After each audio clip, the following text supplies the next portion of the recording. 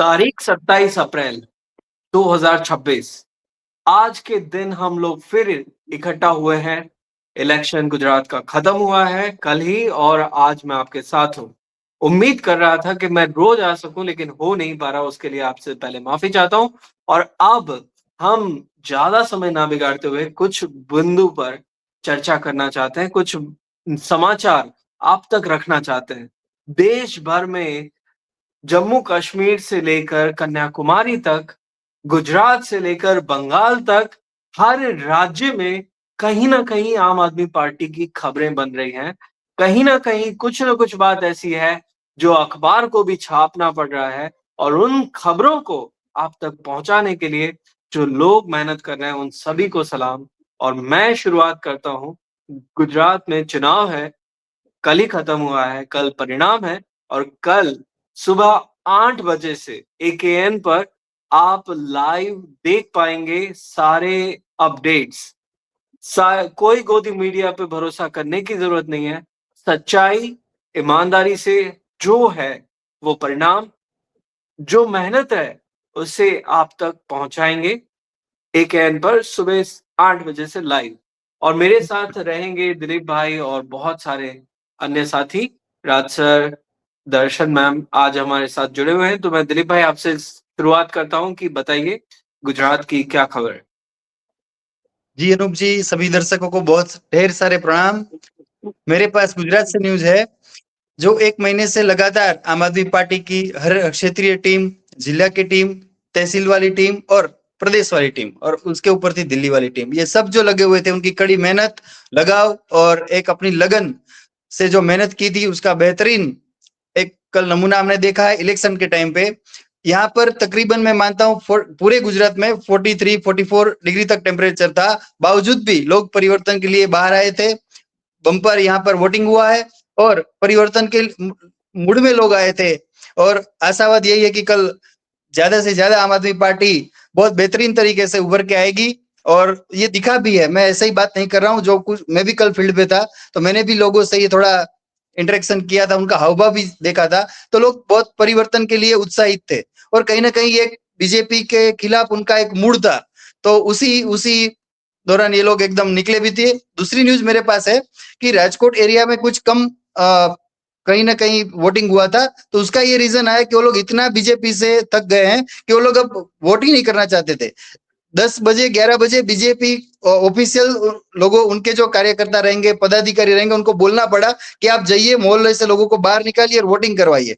तो वहाँ पे लोगों का कहना था कि जब बीजेपी ने कुछ काम ही नहीं किया है, यहाँ पर कोई चेंजेस ही नहीं हो रहा है, तो उन्होंने बिल्कुल आशा ही छोड़ दी थी। तो इतना लोग गुजरात में थक गए थे और आम आदमी पार्टी बेहतरीन विकल्प बन के जो आई है, उभरी है और उस पर भरोसा जताया है और यही आशावाद के साथ कल बेहतरीन रिजल्ट आम आदमी पार्टी लाएगी और आएगा भी। और यही आशा सब लोग और हम कार्यकर्ता, नेता सब लोग कल हम बहुत आतुर हैं कि रिजल्ट बहुत ही जल्दी कल ये सारे घंटे जो हैं इंतजार के वो खत्म हो और बढ़िया से बढ़िया रिजल्ट आए, ये आशावाद के साथ। जी अनूप जी।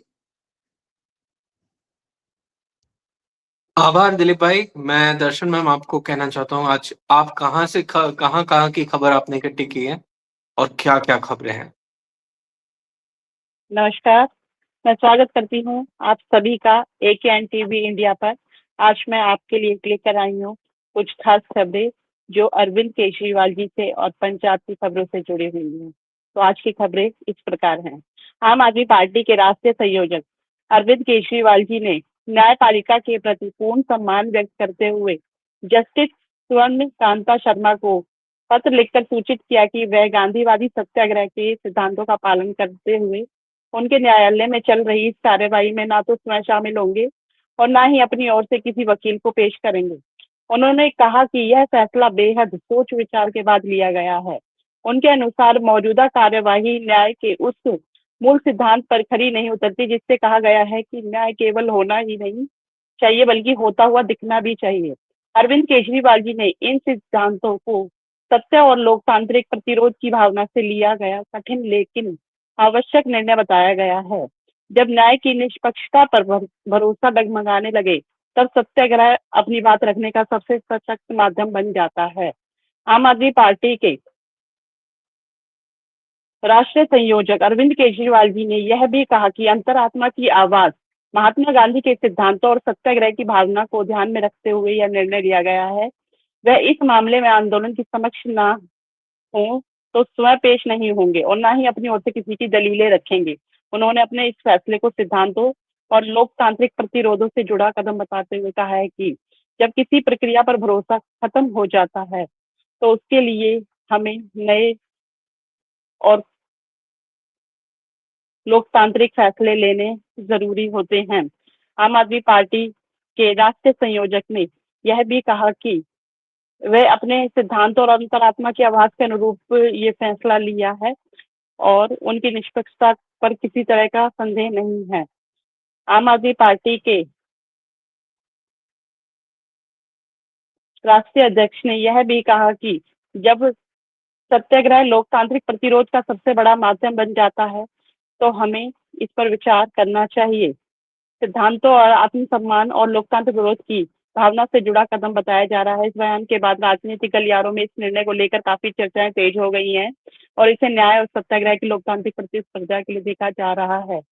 इस संदर्भ में डॉक्टर बलवीर सिंह जी, जो कि पंजाब से हैं, उन्होंने भी कहा है कि जब व्यवस्था सवालों के घेरे में हो तब सत्याग्रह ही सबसे बड़ा जवाब बनकर आता है। आम आदमी पार्टी के राष्ट्रीय संयोजक अरविंद केजरीवाल जी ने न्यायिक प्रक्रिया को निष्पक्षता पर गंभीर सवाल उठाते हुए अदालत में पेश न होने का फैसला किया। जहां निष्पक्षता पर सवाल खड़े हों वहां जांच एजेंसियों की भूमिका भी संदेह के घेरे में हो जाती है। तब न्याय की उम्मीद करना मुश्किल हो जाता है। पार्टी ने इसे सत्य और न्याय की लड़ाई बताते हुए कहा है कि महात्मा गांधी के सत्याग्रह के मार्ग पर चलते हुए अरविंद केजरीवाल जी ने अदालत न जाने का निर्णय लिया है। हरजोत सिंह जी ने भी केजरीवाल जी के सत्याग्रह पर प्रतिक्रिया देते हुए कहा है कि सिद्धांतों पर अडिग रहने वाले इस रुख को सलाम है। उन्होंने कहा कि न्याय सिर्फ होना ही नहीं बल्कि होते हुए दिखना भी चाहिए। यही कानून की असली नींव होती है। हरभजन सिंह ने भी यह बताया है कि जब न्याय की निष्पक्षता पर सवाल उठे तब सत्याग्रह प्रतिरोध का सबसे मजबूत माध्यम बन जाता है। चंडीगढ़ से कैबिनेट मंत्री संजीव अरोड़ा जी की अहम प्रेस कॉन्फ्रेंस। चंडीगढ़ से कैबिनेट मंत्री संजीव अरोड़ा जी ने एक अहम प्रेस कॉन्फ्रेंस को संबोधित करते हुए सरकार की नीतियां, जनहित से जुड़े मुद्दों और आगामी योजनाओं पर विस्तार करने से बात रखी है। प्रेस वार्ता में कई महत्वपूर्ण विषयों पर सरकार का पक्ष सामने रखा गया है। राज्य के विकास से जुड़े फैसलों की जानकारी साझा की गई है। इस प्रेस कॉन्फ्रेंस को राजनीतिक और प्रशासनिक दृष्टि से बेहद महत्वपूर्ण माना जा रहा है क्योंकि इसमें जनता से जुड़े कई अहम मुद्दों पर सरकार की रणनीति स्पष्ट की गई है। पंजाब की जनता ने दिया साफ संदेश, ईमानदार राजनीति के साथ खड़े होने का किया ऐलान। पंजाब में जनता का रुझान साफ तौर पर बदलाव और ईमानदार राजनीति के पक्ष में दिखाई दे रहा है। लोगों ने उन ताकतों को नकारने का संकेत दिया है जिन पर राज्य के हितों की अनदेखी करने के आरोप लगते हैं। जनता का कहना है कि भगवंत मान सरकार द्वारा किए गए विकास कार्यों और जनहित कार्यों को के फैसलों से वे संतुष्ट हैं।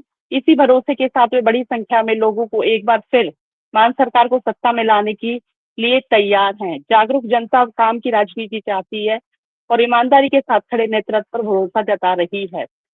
पंजाब में गुस्से का उबाल, राज्यसभा सांसदों के खिलाफ लोगों को जोरदार प्रदर्शन किया गया। जगह जगह पर नारेबाजी की गई, उन लोगों के पुतले भी जलाए गए। जन आंदोलन का यह रूप लेता हुआ दिखाई दे रहा है। पंजाब की जनता ने साफ संदेश दिया है कि जनादेश के साथ विश्वासघात बर्दाश्त नहीं किया जाएगा। श्री गुरु रविदास जी के 650वें प्रकाश पर्व पर कीर्तन समागम की गणमान्य हस्तियों ने हाजिरी लगाई। ये नेहरू स्टेडियम में गुरु रविदास जी के 650वें प्रकाश के अवसर पर जिला प्रशासन द्वारा भव्य कीर्तन का समागम किया गया। इस पावन अवसर पर कैबिनेट मंत्री हरपाल सिंह चीमा जी, विधायक दिनेश चड्ढा जी और वरिष्ठ नेता दीपक बाली जी ने सहित कई मुख्य हस्तियों ने शिरकत की। समागम के दौरान सभी ने गुरु चरणों में नतमस्तक होकर शरबत के बले सुख समृद्धि और समाज में भाईचारे की भावना के लिए अरदास भी की। पंजाब सरकार ने सुनाम क्षेत्रीय विकास की गति को तेज करते हुए 20.38 करोड़ की लागत से 20 विकास परियोजनाओं की शुरुआत की है। इन परियोजनाओं का शुभारंभ कैबिनेट मंत्री और पंजाब अध्यक्ष अमन अरोड़ा जी ने किया है। इन विकास कार्यों में 14 सड़कों का निर्माण एवं सुधार, 3 नहरी पानी से जुड़े project, 2 health and wellness centre और 1 आधुनिक लाइब्रेरी भी शामिल है। सरकार का कहना है कि इन परियोजनाओं से क्षेत्र में बुनियादी सुविधाएं मजबूत होंगी और लोगों को बेहतर स्वास्थ्य, शिक्षा और आवागमन की सुविधाएं मिलेगी। मान सरकार लगातार विकास कार्यों के लिए पंजाब के हर क्षेत्र में नई दिशा की ओर जुटी हुई है। पंजाब के विरोध की बड़ी लहर, राज्यसभा सांसद के सदस्यों के खिलाफ जगह जगह पर प्रदर्शन किया जा रहा है। पंजाब में राज्यसभा उनके घरों के बाहर भी गद्दार लिखकर उनको संबोधित किया जा रहा है, जिससे वो घर से बाहर तक नहीं निकल पा रहे हैं और उनकी छवि जनता के सामने आ चुकी है, जो कि अत्यंत निराशजनक है। इसी के साथ आज के समाचार यहीं समाप्त होते हैं। धन्यवाद। थैंक यू जय मैम, हिंद। Thank you. मैं राज सर आपसे जानना चाहता हूँ, उसके बाद में आज हम एक स्पेशल गेस्ट से भी मिलेंगे 2 मिनट के लिए। तो राज सर पहले आप अपनी न्यूज़ बताइए। थैंक यू दर्शना, आपने बहुत कुछ न्यूज़ बता दिया। मैं एक चीज बोलना चाहता हूँ, फाइनली अरविंद केजरीवाल का घर का वाला जो मामला है सेटल हुआ है। वो अभी टाइप 7 क्वार्टर्स में 97 लोधी मार्ग में शिफ्ट हो चुके हैं। ये अलॉट हुआ है सेंटर की तरफ से, बहुत लंबा फाइट के बाद। जो आम आदमी पार्टी है उसका नेशनल कन्वीनर का तहत उनको जो अलॉटमेंट करने का है वो मिल चुका है। तो वो मित्तल साहब का जो घर है उनसे निकल गए हैं। अभी मनीष सिसोदिया भी, उनको भी घर का प्रॉब्लम अभी है, क्योंकि उन्होंने अभी हरभजन सिंह जो एमपी है, जो रिजाइन किया अभी राज्यसभा, उनका घर में रह रहे हैं। अभी उनके लिए अलग से देखना पड़ेगा। अब पंजाब में इरिगेशन कवर, जो नहर का कवर जो है, ये पिछले 4 साल में 3 गुना बढ़ गया है। ये बहुत खुशखबरी है। और 60,000 करोड़ का इन्वेस्टमेंट अभी तक पंजाब में पिछले फिस्कल ईयर तक मिल गया है। ये प्राइवेट इन्वेस्टमेंट है, उसके साथ साथ बहुत जॉब्स भी मिलेंगे। और मेडिकल कॉलेज है, उसका इंफ्रास्ट्रक्चर के लिए 516 करोड़ का पुश हुआ है। ये होशियारपुर में शुरू किया गया है। आपको एक आवश्यक समाचार बोलता हूं मैं, बहुत ही इंटरेस्टिंग समाचार है ये, आपको सबको जानकारी करना बहुत जरूरी है। 289 करोड़ खर्च करके 25 एकड़ का जमीन में एक यूनिवर्सिटी बनाए हैं नोएडा में। उसका नाम है Pandit Deendayal Upadhyay institute of archaeology. ये ग्रेटर नोएडा में बना है। उसमें कितना स्टूडेंट्स एनरोल हुए हैं जानते हैं आप? 15। तो इसको 2019 में पीएम मोदी ने इनॉग्रेट किया था। 289 करोड़ का खर्च किया गया है, 25 एकड़ में बनाया। अब आते हैं इंटरनेशनल न्यूज। इसमें जो मर्चेंट नेवी में जो शिप में घूमने वाले जो सेलर्स हैं, वो इंडियंस, वो कुछ लोग अटक गए हैं अभी समुंदर के बीच में अपना अपना शिप्स में से, क्योंकि वो शिप्स का मालिक, फॉरेन शिप्स है ये, उनका मालिक जो है उनको घर भेजने के लिए खर्चा उठाने का तैयार नहीं है। तो अभी तक जो है 2680 मर्चेंट नेवी सेलर्स घर वापस हो चुके हैं इंडिया, लेकिन अभी भी कुछ लोग वहां बच गए हैं। उनके लिए गवर्नमेंट कुछ करना पड़ेगा, क्योंकि उन लोगों को खाने पीने का भी, टमेटोस और पोटैटोस का स्टॉक्स का भी प्रॉब्लम आ रहा है। महराज मलिक का 229 डेज हो चुका है, उनको जेल में बंद हुआ, अभी भी है, बंद है। और उनका क्या कसूर था? उनका कसूर करप्शन नहीं था, उनका कसूर कोई क्राइम नहीं था। सिर्फ यही कसूर था कि उन्होंने जनता का मुद्दा उठाया था और उन्होंने प्रशासन से पूछ रहा था कि आप लोग ये काम सड़क क्यों नहीं बना रहे, पानी क्यों नहीं दे रहे। तो ये है आजकल का कंडीशन। अनूप शर्मा जी अगर आप हैं तो यस सर, आप बिल्कुल हूँ मैं। और आपका बहुत बहुत धन्यवाद। Ahmedabad thank you. में जो पूरे चुनाव का कोऑर्डिनेशन देख रहे थे कैंडिडेट्स के साथ, ऐसे शख्स अनमोल मेहता हमारे साथ हैं। कल तो ये काउंटिंग सेंटर पे होंगे तो हम इनको कल नहीं मिल पाएंगे, तो उनसे 2 मिनट में हम लोग ये जान लेते हैं कि अहमदाबाद में पूरे कैंपेनिंग की क्या स्टोरी रही। तो अनमोल जी, यस। नमस्ते।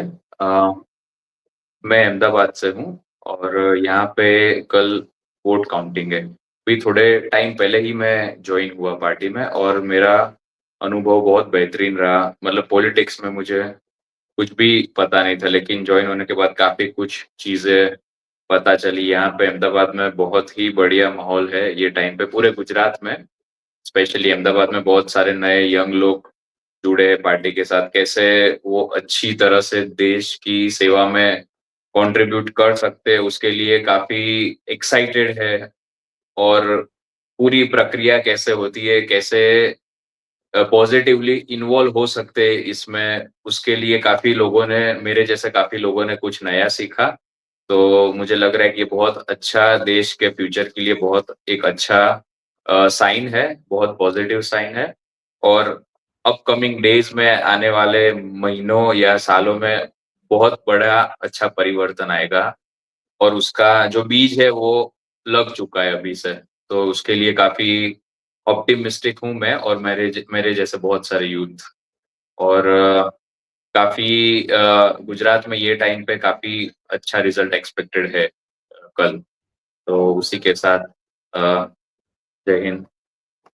ये हमारे नेता हैं।